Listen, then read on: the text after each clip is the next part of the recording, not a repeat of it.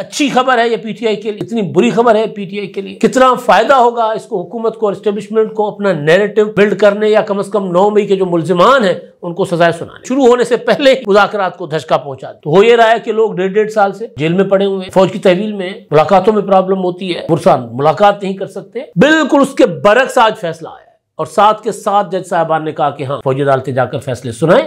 कहीं कहीं इंसान की छठीस भी काम करती है कि यार मैं तो लगता है कि बढ़ गया। तो कमेटी को इमरान खान साहब ने मुज़ाकरात पर लगाकर पीछे से सीढ़ी फिर खींच दी। इस तरह की इमरान खान साहब ने बातें और एक पैगाम भी कि जी गुड्डी गुड्डी चल रहा है, ये मैं नहीं चलने दूंगा। अस्सलाम वालेकुम, मैं इमदाद सुमरो। आज फिर जुम्मा है और आज फिर एक बहुत बड़ा फैसला आया है और फैसला है पाकिस्तान की सुप्रीम कोर्ट की आईनी बेंच से और मामला है फौजी अदालतों का। 9 मई के सानहा के हवाले से, 9 मई की वारदात या 9 मई के हमलों के हवाले से जो कायम की गई थी फौजी अदालतें, जिनको काम करने से रोक दिया गया था, उनको काम करने की मशरूत इजाज़त दे दी गई है सुप्रीम कोर्ट की आईनी बेंच की तरफ से। और ये इजाज़त समझाया जा रहा है कि इमरान खान की फ़ौजी तहवील में जाने की तरफ राह हमवार होना है। तो क्या वाकई इमरान खान साहब को फ़ौजी तहवील में दिया जाएगा? और ये जो फैसला आज आया है, हतमी फैसला जो आएगा इंट्रा कोर्ट अपीलों का, क्या हतमी फैसला भी यही रहेगा? और आज से चंद दिन पहले 10 दिसंबर को सुप्रीम कोर्ट ऑफ पाकिस्तान ने जो बात की थी या जो रिमार्क्स दिए गए थे हुकूमत की मुतफ़रिक दरख्वास्त पर, या हुकूमत की जो मुतफ़रिक दरख्वास्त मुस्तरद कर दी गई थी, आज वो दरख्वास्त क्यों मान ली गई?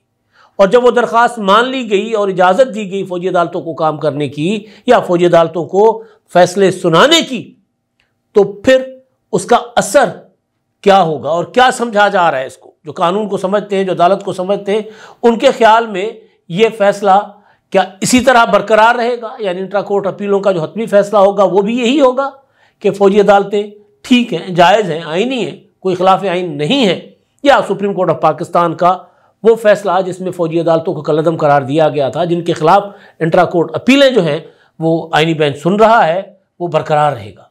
अब मामला ज़ाहिर है, कहा गया कि जो सर्दियों की छुट्टियां हैं उसके बाद सुना जाएगा, लेकिन तब तक जो 85 जो कैदी हैं, हवालाती हैं फौज की तहवील में, ख़ासतौर पर कोर कमांडर हाउस के, उनके मुतालिक फ़ैसले सुनाएं। जो रिहा हो सकते हैं उनको रिहा करें, जिनको कम सज़ाएँ होंगी उनको भी कम सज़ा सुनाकर रिहा कर दिया जाए और बाकियों को सज़ा सुनाकर मुंतकिल कर दिया जाए सिविलियन जेलों में।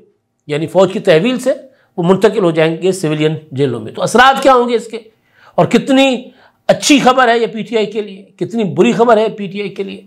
कितना फ़ायदा होगा इसको हुकूमत को और एस्टेब्लिशमेंट को अपना नैरेटिव बिल्ड करने या कम से कम 9 मई के जो मुल्जिमान हैं उनको सजाएं सुनाने में? एक तो ये मामला, और दूसरा इमरान खान साहब ने जेल के अंदर से एक बार फिर मुज़ाकरात को नाका अव्वल के शुरू होने से पहले ही मुज़ाकरात को धचका पहुँचा दिया। मैंने आज सुबह के व्लॉग में आपको कुछ इस मामले में गुजारिशात रखी थी आपके सामने, लेकिन अब बराह रास्त इमरान खान साहब की जो गुफ्तगू है उस पर भी मैं कुछ गुजारिशात आपके सामने रखूँगा। लेकिन पहले ज़ाहिर बड़ा मामला है सुप्रीम कोर्ट ऑफ पाकिस्तान के आईनी बेंच में जो आज हुआ है। आईनी बेंच जस्टिस अमीनुद्दीन खान साहब की सरबराही में 7 रुकनी आईनी बेंच ने समाअत की है और इसमें जो है वो जो समाअत हुई है उस पर मैं बाद में आता हूँ, लेकिन जो अल्टीमेट रिज़ल्ट हुआ, जो हुक्म हुआ, वो कैसे जारी हुआ उस पर मैं पहले आपके सामने कुछ गुजारिशात रखूँगा।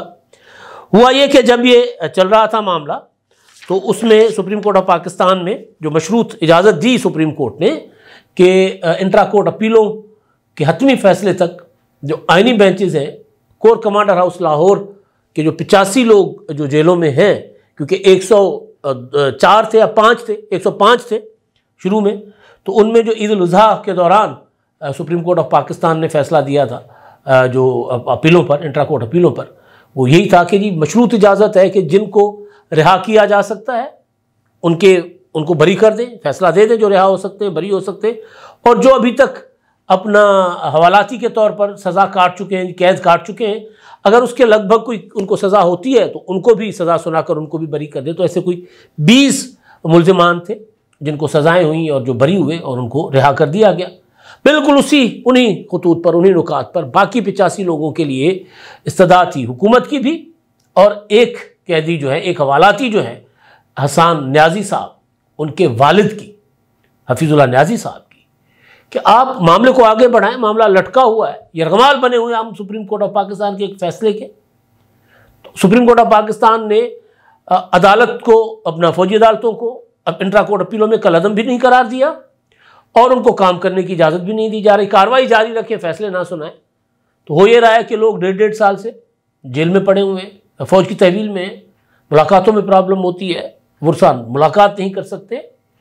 तो लिहाजा अगर आपने फौजी अदालतों को जायज़ करार देना है और सुप्रीम कोर्ट का फैसला कलअदम करार देना है तो बिस्मिल्लाह कीजिए, और अगर आपने सुप्रीम कोर्ट का फैसला बरकरार रखना है तो भी बिस्मिल्लाह कीजिए, ताकि मामला आगे जाए, सज़ा हो जाए, उसके बाद अपील का प्रोसेस तो जारी हो ना, तो पता तो चले। क्योंकि सज़ाओं के बाद बहरहाल अल्टीमेटली इन्होंने जाना था फिर फौजी अपना सिविलियन कोर्ट्स में, तो मामला तो आगे बढ़े। तो आज जब आर्गूमेंट्स हो रहे थे तो आगाज़ पर ही सुप्रीम को अपना आईनी बेंच ने ऐलान कर दिया कि आज सिर्फ़ और सिर्फ फौजी अदालत का ही मामला सुना जाएगा और बाकी जो रोस्टर था वो सारा का सारा मनसूख कर दिया गया, मौखर कर दिया गया। और फिर उसमें डिटेल के साथ आर्गूमेंट्स होते हैं, उसमें जो अपना दरख्वास्त गुजार होते हैं, पिटिशनर होते हैं, वो एजाज़ एहसन साहब, ख्वाजा अहमद जो साहब है वो, और दीगर जो वकला थे वो भी पेश होते हैं। और उसमें फिर तो फाइनली जो आर्गूमेंट्स मुकम्मल होने के बाद फिर अदालत जो है वो एजाज़ एहसन और जो ख्वाजा अहमद हसन साहब हैं जो पिटिशनर हैं, उनसे अपना अदालत का आर्गूमेंट होता है। और उसमें ये बताया जाता है कि जनाब 1.5 साल से फ़ौजी तहवील में जो लोग हैं उन्हें और कितना तहवील में रखना है, उन्हें सिविलियन कस्टडी में जाना चाहिए। एडिशनल अटॉर्नी जनरल साहब से पूछा जाता है कि जी आप बताएं आप क्या चाहते हैं। तो जो पिटिशनर के दलाइल थे उनसे जुज़वी तौर पर वो इत्तफाक करते हुए additional attorney general Aamir Rahman साहब कहते हैं कि जी ईद उल अज़हा से कबल भी यही हुआ था, इसी तरह का फैसला हुआ था कि जो सज़ा भुगत चुके हैं उनको रिहा कर दिया जाए, जो बरी हो रहे हैं उनको बरी कर दिया जाए। हमने आपको पहले भी यही दरख्वास्त की थी कि जी आप कम से कम मशरूत इजाज़त दे दें अदालत को कि इंट्रा कोर्ट अपीलों के हतमी फ़ैसले तक अदालतें जो हैं फ़ौजी अदालतें अपने फ़ैसले सुना दें, और उसके बाद वो जो हतमी फ़ैसला होगा उस फैसले के वो फ़ैसला जो फ़ौजी अदालतों के फ़ैसले के ऊपर लागू होगा। अगर कलअदम हो जाता है मामला तो सज़ाएँ ख़त्म हो जाएंगी, अदालतें अगर कलअदम करार दी जाती हैं, और अगर अदालतें बरकरार रहती हैं तो आपका फ़ैसला, फ़ौजी अदालतें फ़ैसला वैसे ही दे चुकी हैं।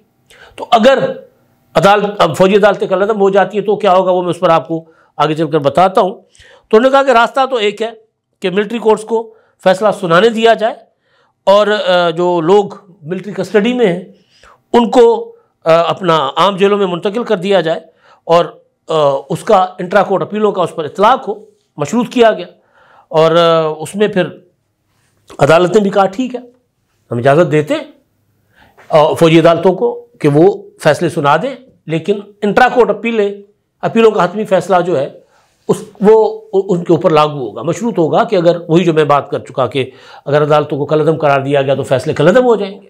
तो सबने उसको, ज़ाहिर है फ़ैसला है अदालत का, तो ये एक बड़ा रिलीफ मिला। बड़ा रिलीफ मैं इसको क्यों कह रहा हूँ कि जब आइनी बेंचेस में 10 दिसंबर को पहली बार आइनी बेंच में ये मामला आया था तो उस वक्त हुकूमत ने एक मुतफरिक दरख्वास्त दायर की थी और additional attorney general Aamir Rahman साहब ने दरख्वास्त की थी यही वाली जो आज की, कि आप जो है वो सिविलियन का जो ट्रायल मुकम्मल हो चुका हुआ है और जिनका ट्रायल मुकम्मल हो गया है फ़ौजी अदालतों को इजाज़त दें कि उनका फ़ैसला सुनाएं।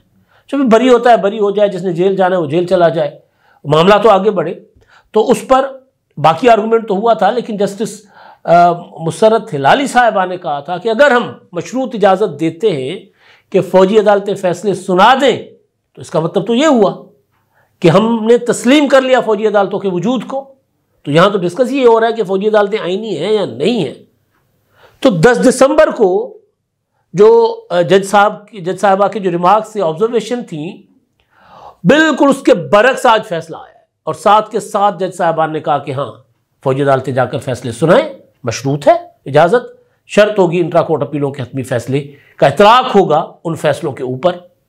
तो अगर मैं उनको मिलाकर पढ़ूँ 10 दिसंबर की कार्रवाई को और आज की, तो फिर लग ये रहा है कि फ़ौजी अदालतों के मुतालिक हतमी फ़ैसला जो है, हम ज़ाहिर अदालत को प्रेडिक्ट नहीं कर सकते, लेकिन एक तज्ज़िये के तौर पर बात हो रही है कि बादियों नज़र में यूँ लग रहा है कि फ़ौजी अदालतें जो है वो जायज़ करार दी जा सकती हैं। कभी इम्कान अब इसका पैदा हो गया हुआ है आज की कार्रवाई के बाद।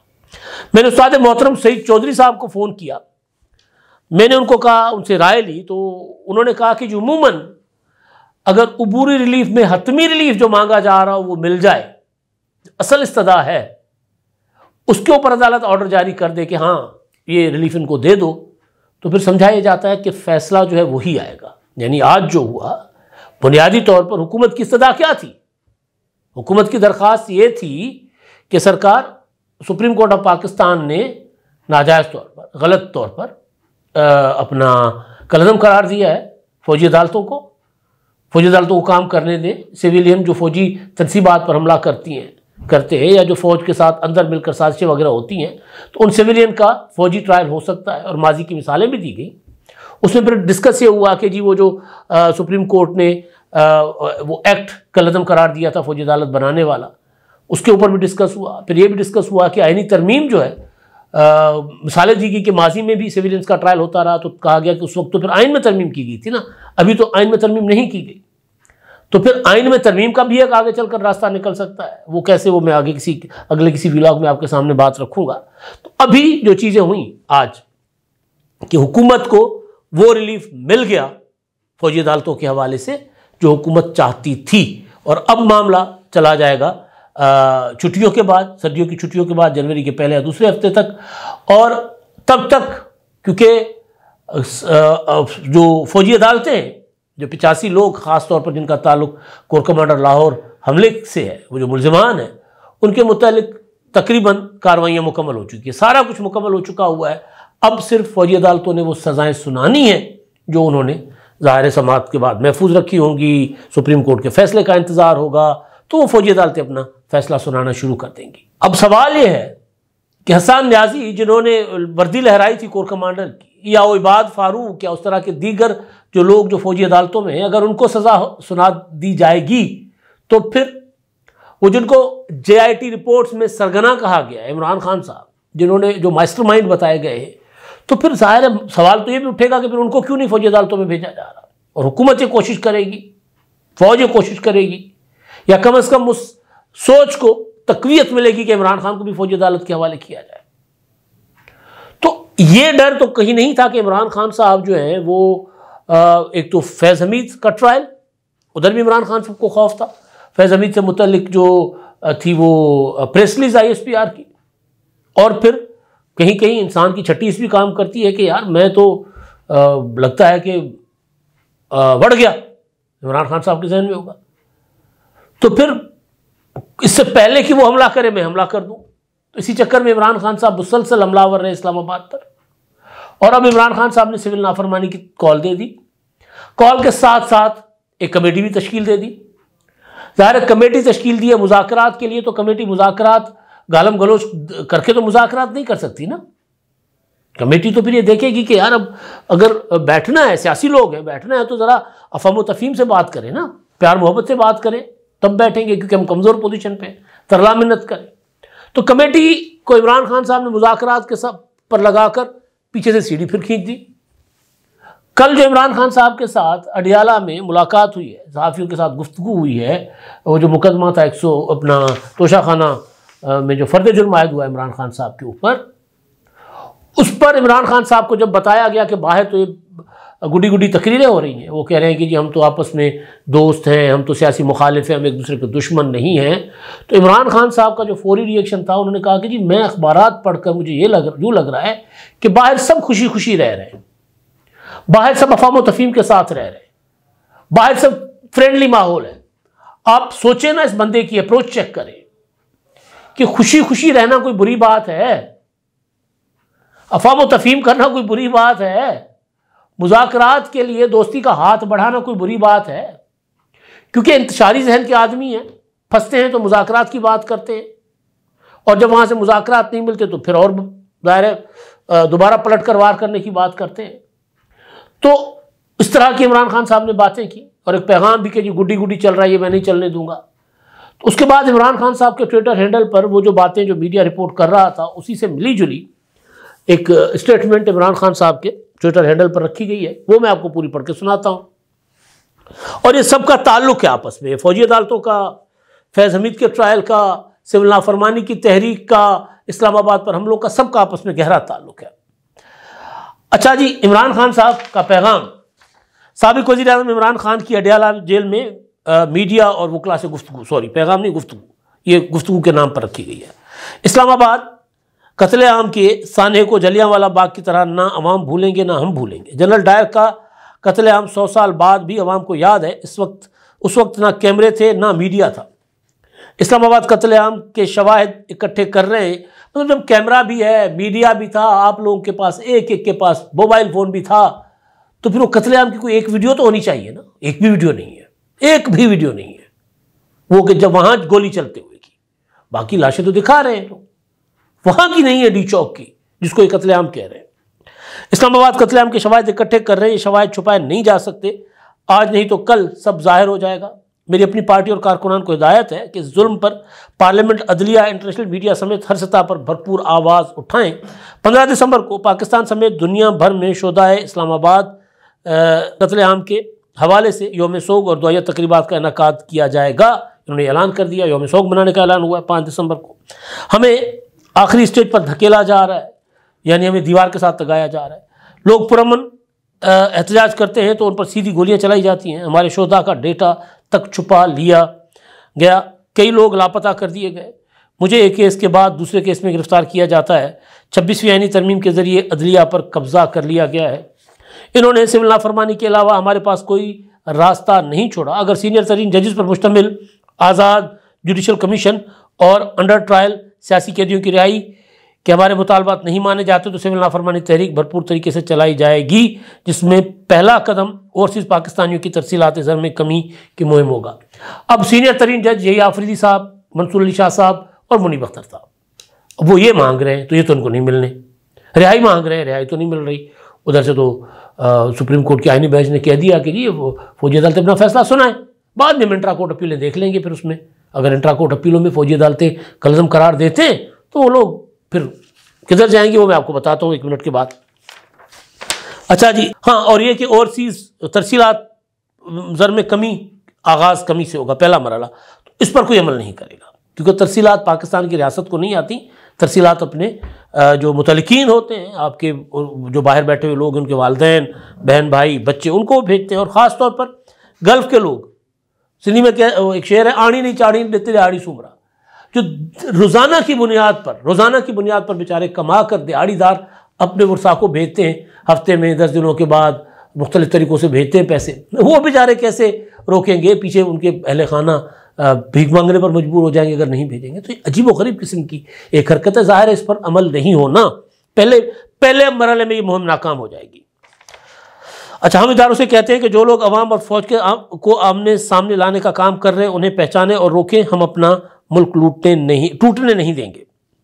जनरल फैज़ बाजवा के मातहत थे। जनरल फैज़ का मामला फौज का अंदरूनी मामला है, इसका हमारे साथ कोई ताल्लुक़ नहीं। जब मैं वज़ीर आज़म था तो जनरल बाजवा की इजाज़त से मुझे मिलते थे और फिर जनरल बाजवा को डिब्रीफ भी करते थे। 9 मई के सिलसिले में जनरल फैज़ से ताल्लुक़ जोड़ना अहमकाना बात है। क्या मुझे पता था कि 9 मई को मुझे गिरफ्तार करना है? तो साजिश किस बात की करनी थी?